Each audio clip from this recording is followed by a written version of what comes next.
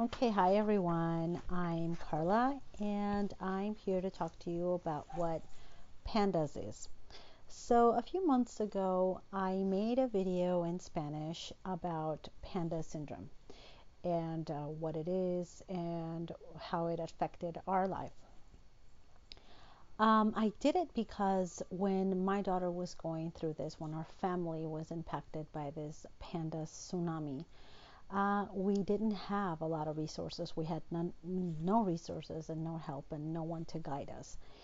And if it was difficult to get information and help regarding pandas, I couldn't imagine what people in the Spanish speaking community, um, were facing. Basically, they had zero information.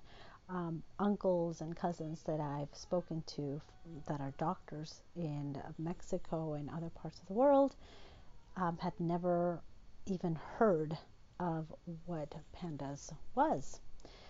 Um, but it's interesting that a lot of my English speaking friends and here in the US still don't know what this syndrome is.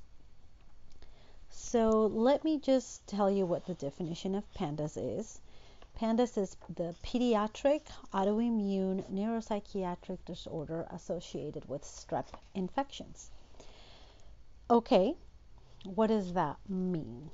Well, let me tell you a little bit of what happened to us. Imagine that Christmas Eve, you wake up and your children are fine, everyone's happy and excited for the celebrations to come.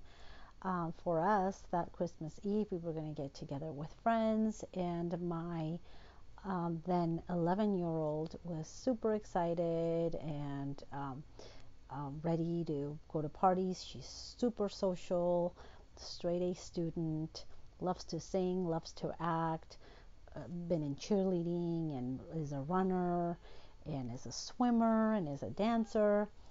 And we come back from this party, and the next day, she tells me that she couldn't sleep. Christmas morning, she couldn't sleep. And of course, I really, didn't think anything of it. And as the days go by, um, she still can't sleep. And she started with very awkward behaviors, um, uncontrollable thoughts that completely disrupted her life. Could not stop crying, could not stop bringing the past into her life, just obsessing over it, couldn't enjoy her trip that we had to grandma's house. She couldn't focus. She just couldn't let go. I remember those first nights were terrible. She was couldn't understand what was going on in her head. And those were awful 3 days. And when we came back home, they started getting worse. And those first 3 days, the things that came up in my mind is, oh, it's hormones. She's just getting the blues, or maybe somebody said something not nice to her at the party. I started questioning, what happened. Was somebody not being nice to you? And it just escalated. My daughter started having almost hallucinations, and she was unable to get one moment's rest. There wasn't a moment of peace in her mind, almost like she was just trying so hard to shut it down, and she couldn't. She couldn't get to rest. She would twist and turn in the bed, um, crying, um, hypersensitive to sounds. Then it started with her not being able to finish one sentence. And what I mean is, she's like, Mom, well, uh, because, like, and she couldn't finish. She couldn't finish one single sentence. She started losing a lot of weight, restricting food. She started with frequent urination. And then one day she started wetting the bed. And that's when I just thought, this cannot be normal. How does my kid, who's been potty trained since she was 3, suddenly be bedwetting? She started becoming completely dysfunctional. She couldn't organize her room. She couldn't get out of the house. She was starting to have phobias leaving the house. She couldn't go to school. She would refuse to get out of the car. One day, when I was at home and my husband had taken her to see if maybe distracting her would, be a good idea, she ended up having a seizure.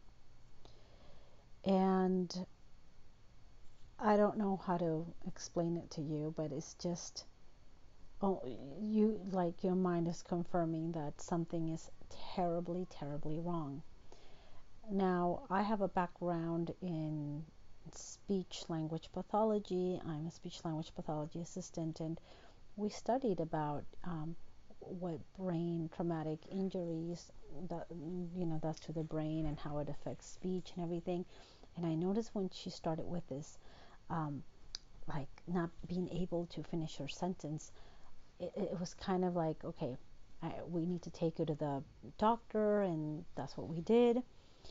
And when we took her in, this is the doctor that has known her since she was 5 years old. He immediately thought something had happened to her, like somebody had maybe done something to her, or she's been bullied, or maybe drugs. And he checked her and everything. We even had to step out of the room. They asked us, you know what, I really need to ask her on her own. And my husband and I were like, okay, sure, go ahead, do what you must, but please help our daughter. And he came back with nothing. He couldn't understand how a child who was straight A student, happy, functional, had suddenly become this terrified, weak, almost like always in a fight or flight mode child. She was losing weight rapidly, still couldn't sleep, bag under her eyes, all these OCDs, the thoughts that couldn't let her have a normal life. So we were referred to a therapist, and after 2 weeks of going to the therapist, and 2 weeks of not sleeping, and 2 weeks of thinking, what is wrong with my daughter, every time getting worse, her joints were hurting, so many things, still with the bedwetting, still with us no sleeping. It was just horrible, just horrible, just seeing your kid deteriorate. I asked the therapist, you know what, I'm ready to hear your professional opinion. Please, in your professional opinion, what does this look like? And she said, I don't know. Your daughter, who you say was fine before Christmas Eve and was doing all these amazing things, is exhibiting signs or symptoms of schizophrenia. At that point, I lost my mind, and I was crying, and the therapist said, we need to see what's going on with her. We need to see if maybe it isn't a brain tumor or something. And of course, all these thoughts are coming into your head, and you don't know, what if my daughter has a brain tumor? What if my daughter has schizophrenia? What is going on? They're the most horrible moments that a mom can experience, or any parent. And it was that day, I remember, when finally our therapist called us, and she said, you know what, I found something that fits your daughter to the T. And she mentioned Pandas. So she said, look at this information and tell me if this is your daughter. As I look down this list, and I have the symptoms here: extreme anxiety, depression, extreme, Irritability, aggression. She didn't have aggression, but she definitely had irritability. Behavior regression. Yes, my teenager who couldn't get her off the phone was suddenly playing with her little sister, holding a little blanket, kind of like a little scared kid. Um, Changes in handwriting, sure. Sensory sensitivities, yes. Extreme insomnia, yes. Frequent urination, yes. Bedwetting. Hallucinations, yes. Dilated pupils, yes. And the number one symptom that really, they pinpoint to pandas is abrupt and dramatic onset, which means your kid was fine in the morning, at nighttime, you have a different kid. Yes, that was all my daughter. And at that moment, I said, yep, this is what my daughter has. What should I do? She said to me, go to your pediatrician and ask, demand that your daughter gets tested for strep. So I go to my pediatrician and I said, you know what, I don't know what this pandas thing is, but my therapist found this and she wants you to test our daughter for strep. So our pediatrician was hesitant, but I think he read the determination in my face that I wasn't going to back down. And we needed to do what we needed to do. And if that meant getting blood work, then so be it. So we did the blood work, and he also did a throat culture, and lo and behold, she came back positive for strep. Not only when the blood work came back, not only did my daughter have strep, but she also had mycoplasma and other things showing up in her blood work. And the face, I'll never forget the face on our doctor's, like his face. He was just dumbfounded. His mouth was open. He was like, I can't believe it. Like, I can't believe I missed this. And I said, okay. So that was the definition. That was just, my daughter has pandas. And what I did was, immediately I tried to find someone that was knowledgeable or that knew what this was. This is so important for me to share because it's not okay that a lot of people still don't know about this. I'm going to quote Dr. Latimer, and I'll post a link to one of her videos that says, Pandas is a tragedy not because there's a lack of treatment options, but because there's a lack of recognition. Strep can cause psychiatric problems, and this is not new. Doctors have known about this since the 1800s.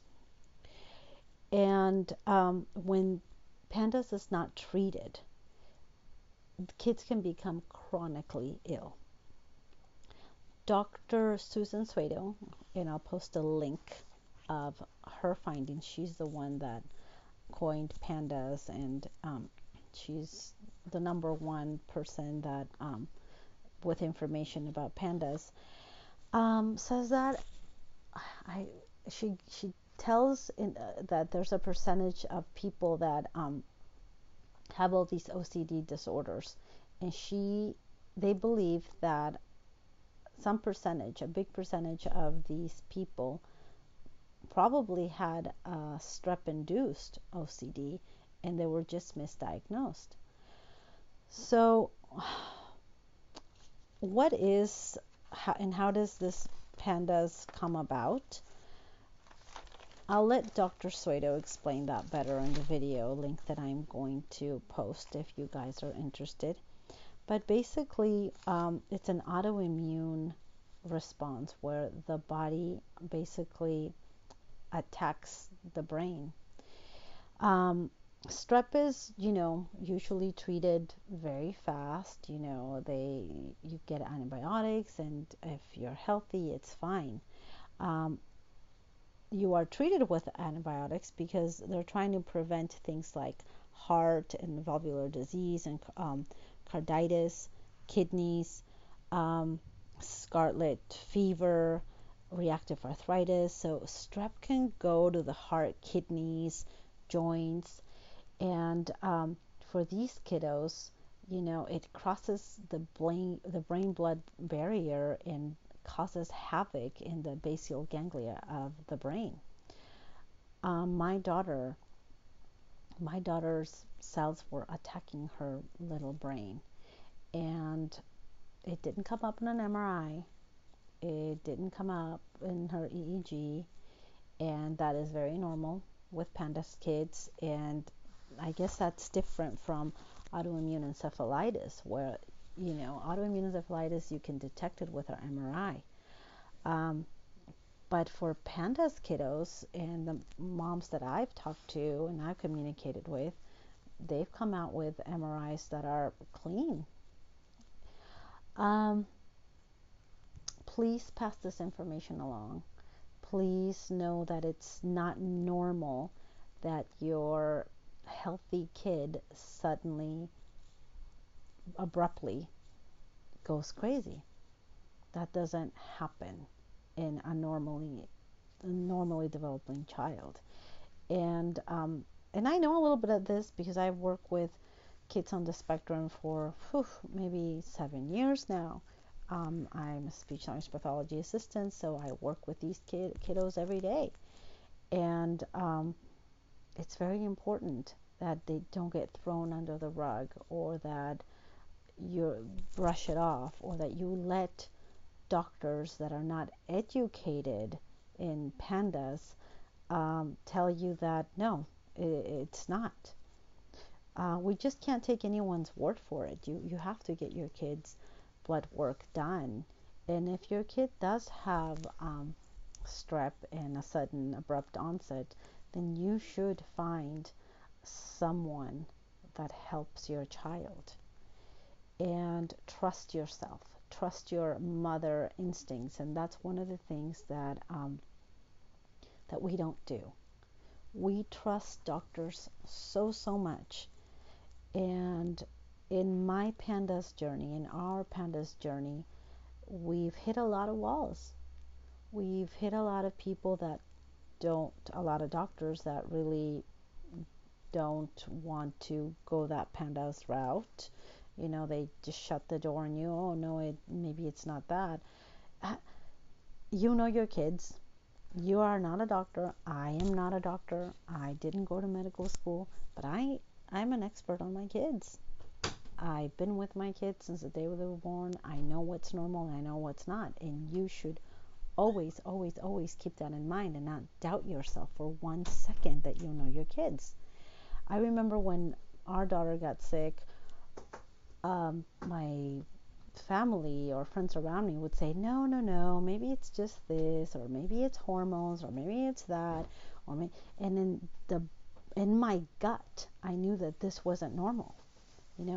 Um, I remember even my husband would say, no, I don't want to take her to the doctor or therapist, because what if they just start giving her medications and she gets worse or whatever. But something in my gut said, no, this cannot be normal. I need to find the answers. And all your kids have is you. You are the advocate. You are their fighter. You are the one that is their voice. They don't have a voice. They can't even sleep. They can't function. They can't think for themselves. So first off, I want you guys to know that there's plenty of help out there. I am very fortunate. We are very fortunate that we live in Orange County, where there are plenty of practitioners that know about Pandas.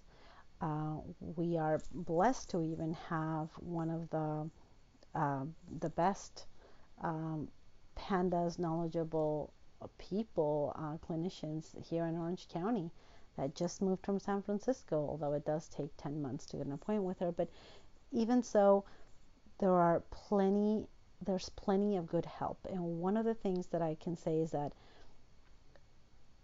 my kids' symptoms are unique in that there's no Pandas kids that's the same. What works for and has been working for my child, maybe it won't necessarily work for yours. We're learning about this and just keep getting educated and reading the articles from Yale and Harvard and Columbia and all these great universities that are, finding answers and learning how this thing works. But never stop advocating for your kid. So this video is pretty long, but I think it's important that everybody knows about this. And if anybody has any questions about what we have gone through, what resources we found, um, please post a comment. I'll try to make more videos, or maybe post a comment on something you would like me to talk about. And I'll definitely try to make a video on that and what has helped us overcome this. We're still living with it, we're still learning from it, and I'm constantly trying to be educated on it. Mia's doing okay right now. She just came through her second flare, which was less severe than the first, but nonetheless, it impacted her life dramatically. One of the things with our Pandas kiddos is that when the OCD and the phobias come, they lose a lot of school. One of the symptoms for our Pandas kiddos is that there's a lot of school regression, and especially in math. And even though Mia has recovered from most of school stuff and getting back on track, math still is very hard for her. But you know what? It's all about perspective. And when you see that your child can't even get out of her room, or eat, or care for herself, or have one good night's rest, little things like math suddenly seem very, whatever. So she's not a mathematician, so what am I going to do, or whatever. I am learning every day. We're praying and hoping that she outgrows this thing. She is currently in lots of supplements and also medications to help her prevent a third flare. We have neurologists that help us. We have homeopathic doctors that help us. We have integrative doctors that help us. We have knocked on many, many doors, and I'm still knocking, and I'm still learning, and I'm still hopeful and praying that my child will thrive and will outgrow this. So if you're a mom that is in that current stage of seeing your child, suffer, and you're suffering too, I know that, and that's one of the worst pains upon a mother. I want you to know that you're going to be fine, and the quicker you search for help, the quicker your child will be better. I want to remind you to take care of yourself too, because if you're not okay, then your kid's not going to be okay. So good luck to everyone. Thank you for watching this very long video. Bye bye.